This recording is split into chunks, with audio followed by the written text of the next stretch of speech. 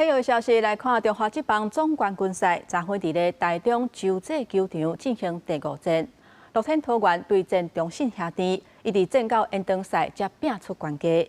将期尾乐天桃园以9-7拍赢，摕到队史的第8冠军。应该是完全没机会能够打成2-0啊。对，那这个球是在一垒手的正面，要接近手套，并且自踩垒包。我们要恭喜乐天桃园。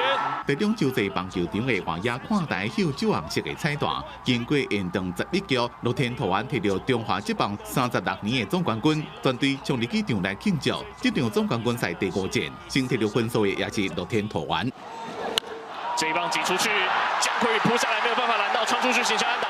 乐天第1局就先发动攻势，林立林鸿局连线，让乐天先提分。中信兄弟下半局也开始反攻，两届总冠军赛 MVP 陈俊秀系列赛第1遍先发，展现伊的价值。这一球反向的一个攻击，这一球要落地形成安打，3垒上的跑者确定落地之后跑来得分，2垒上的跑者绕过3垒，现在要冲过来。陈俊秀这支安打摕到2分，抢队一局就摕3分，逆转反超前。原队是一直伫咧后壁的，不过关键时刻手臂却一直出包，一场就3变15，宋庆瑞也过来到闹热。第一个球就做攻击了，打到了在右半边方向的高飞球，右一球再往后退，再落地在界内。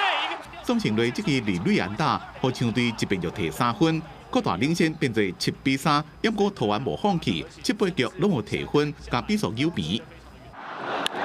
勾回来之后，1、2垒之间，2垒这边的选择最终还是传向1垒这里来。林子伟这个高地球和比赛等到原点7-7平手，一直到延长赛第11局有一支轰软。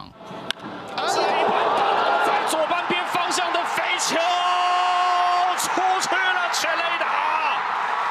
结果是小胖林鸿玉。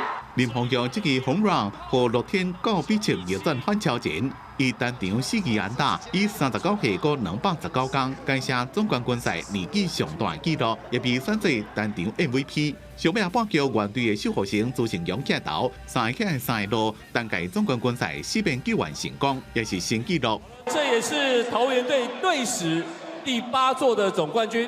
乐天桃园将在史上第2季无摕到季冠军，上尾挑战成功摕到总冠军的队，系列赛4胜1败，摕到队史第8座总冠军，也是乐天集团接手了后第1座冠军。按算11个吹的一半，方往有形。记者综合报道。